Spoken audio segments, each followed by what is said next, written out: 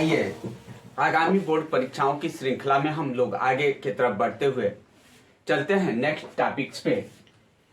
दो चरों का रेखीय समीकरण से कुछ इंपॉर्टेंट क्वेश्चंस जो कि बोर्ड एग्जामिनेशंस में पूछे जाएंगे। उसके पहले हम लोग थोड़ा सा दो चरों के रेखीय समीकरण के बारे में जान लेते हैं कि होता क्या है। एक्चुअल में दो चरों का रेखीय समीकरण ax plus bx plus c equal to 0, यह दो चरों का रेखीय समीकरण होता है जहां पर a b c वास्तविक संख्याएं होती हैं, रियल नंबर्स होता है। a b c क्या है? तो a comma b comma c वास्तविक संख्या होता है। ये क्या है? वास्तविक संख्या है, वास्तविक संख्या होता है।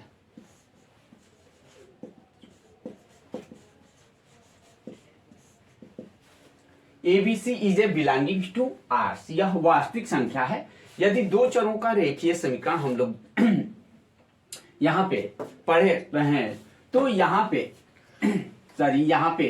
ax प्लस by दो चर हैं, x और y दो हमारे क्या हैं? चर होते हैं। यह x और कामा y क्या है? दो चर है, दो चर है। और c आपका अचर वैल्यू होता है। तो इनको समझने के लिए दो चरों के रेखीय समीकरण को यहां से क्वेश्चंस कैसे पूछे जाते हैं, पहले हम यह जाने कि यह दो चरों का रेखीय समीकरण होता है। इसमें x और y दो चर हैं, a b c वास्तविक संख्या है।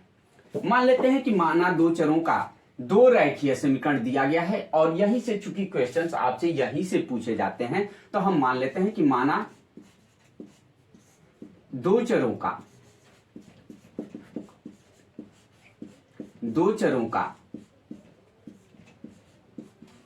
रैखिक समीकरण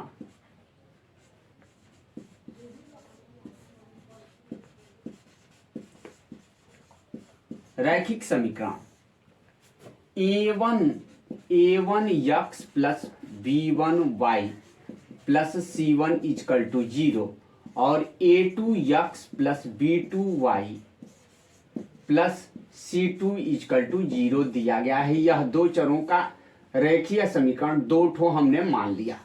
अब आइए क्वेश्चंस कहां से यहां पे पूछे जाते हैं, तो आपसे प्रश्न इन्हीं पर पूछा जाएगा कि यह दो चरों का रेखीय समीकरण का अद्वितीय हल है, संगत हल है, अनंत हल है। तो इसको हम चार्ट फ्लो के द्वारा हम समझ लेते हैं कि कैसे ये क्या कह रहा है। तो देख लीजिए इन समीकरणों के दो चरों के रेखीय समीकरणों के हल के लिए क्या क्या कंडीशंस हो सकता है, तो इसको थोड़ा सा हम लोग जान लेते हैं कि दो चरों की रेखीय समीकरण का हल कैसे होगा। चार्ट के द्वारा हम समझते हैं। यहाँ पे चार्ट हम आपको चार्ट दिखला दे रहे हैं कि यदि यह दो चरों का, तो यह दो कैटेगराइज, यहाँ पे दो कैटेगराइज आप कर सकते हैं। पहला एक संगत और दूसरा असंगत। संगत मतलब जब समीकरण का हल होगा तो संगत कहलाएगा, ठीक है क्या? जब समीकरण का हल होगा तो ये आपका हो जाएगा, एक संगत में बांट दिया जाता है, संगत में होता है, और दूसरा होता है असंगत।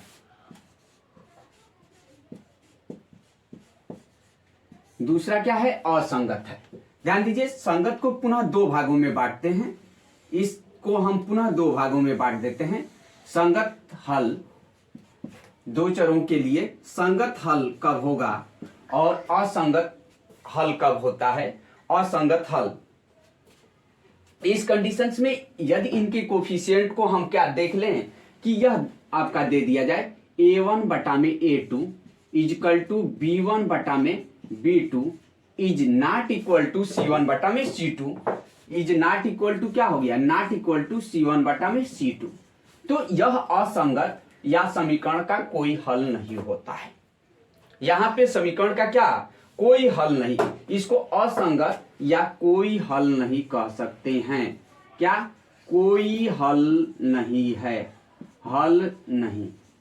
समीकरण का क्या? कोई हल नहीं होता है। ये भी कहा जा सकता है कि इसका कोई हल नहीं है।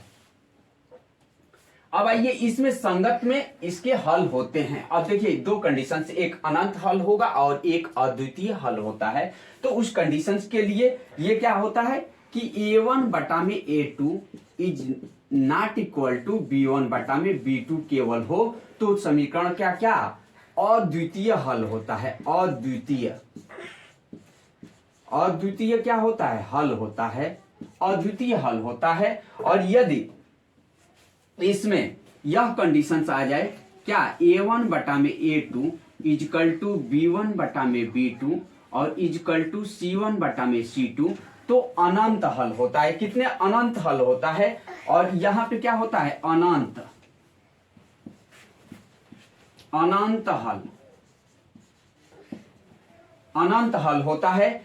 इसको संपाती भी कह सकते हैं, कोष्टक में संपाती भी होता है। और यहाँ पे कोई हल नहीं, और इसको क्या कह सकते हैं, समानांतर भी कहते हैं। इसको क्या कहते हैं, समानांतर। तो ये देखिए, ये आपको इतना चीज बताया गया, इतना बता दिया गया कि ये कि क्वेश्चन कहां से पूछे जाएंगे। अब इसमें से हम एक क्वेश्चन इन टॉपिकों पे लेकर आपको समझाने की कोशिश करते हैं। देखिए आप चार्ट फ्लो के माध्यम से, यदि दो चरों का रेखीय समीकरण दिया गया है a1 x plus b1 y plus c1 equal to 0 और a2 x plus b2 y plus c2 equal to 0, यह दो चरों का दो रेखीय समीकरण दिया गया है। तो इसके हल के लिए एक बार पुनः समझा दे, संगत और असंगत होगा। संगत में आपको यह कंडीशंस यदि फॉलो कर रहा है तो वह क्या, उसका कोई हल नहीं होगा, या समानांतर हो सकता है, असंगत हो सकता है, कोई हल नहीं हो सकता है। तीनों पे कहीं से आपसे क्वेश्चंस पूछे जा सकते हैं। संगत जब होगा तो उसमें क्या होगा, तो ये अद्वितीय हल के लिए क्या हो जाएगा, a1 बटा a2 is not equal to b1 बटा b2 होता है।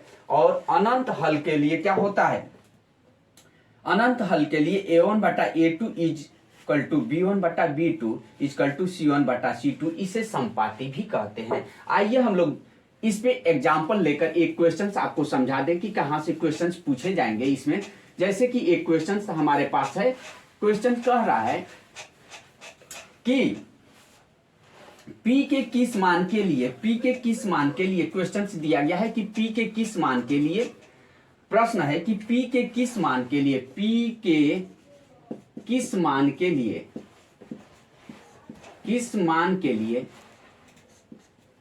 लिए ये प्रश्न दिया गया है। p के किस मान के लिए किस समीकरण का अद्वितीय हल होगा, समीकरण का अद्वितीय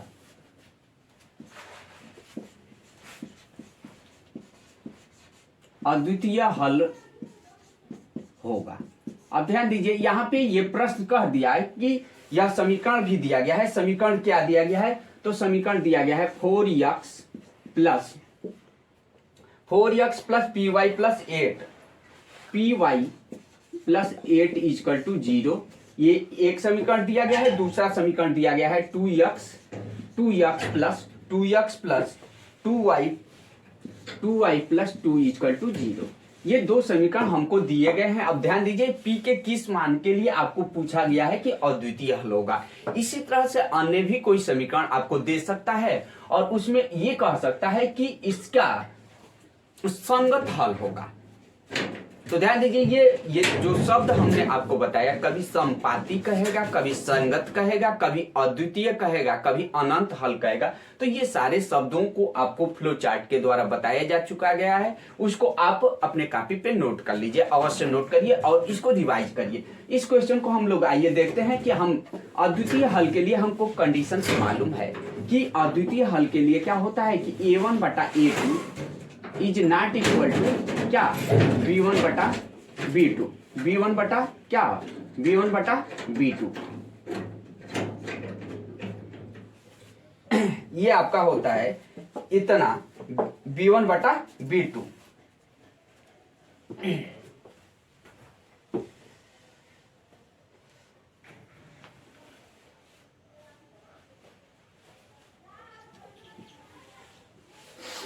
B1 बटा B2 होता है।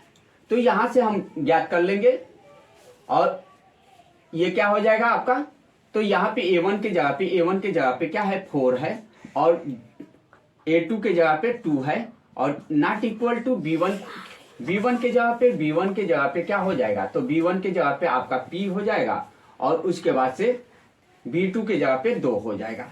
यहां से हम देख रहे हैं कि ये क्या, ये नॉट इक्वल टू 4, यहाँ पे P is not equal to क्या आ रहा है, P is not equal to 4, ये आपका हल आ रहा है, P is equal to not equal to 4। इस प्रकार से यहां पे हम देख रहे हैं कि इसका कोई हल नहीं संभव है। ये क्या, इसका हल कोई नहीं संभव है, अद्वितीय हल होगा है ये आपसे। तो यहां तक हम लोग यहीं तक इसको रहने दे रहे हैं। अगले टॉपिक्स में हम अगला क्वेश्चंस इसी पे आधारित देखेंगे। Thank you. हमारे वीडियो को लाइक और सब्सक्राइब अवश्य करिए। Thank you.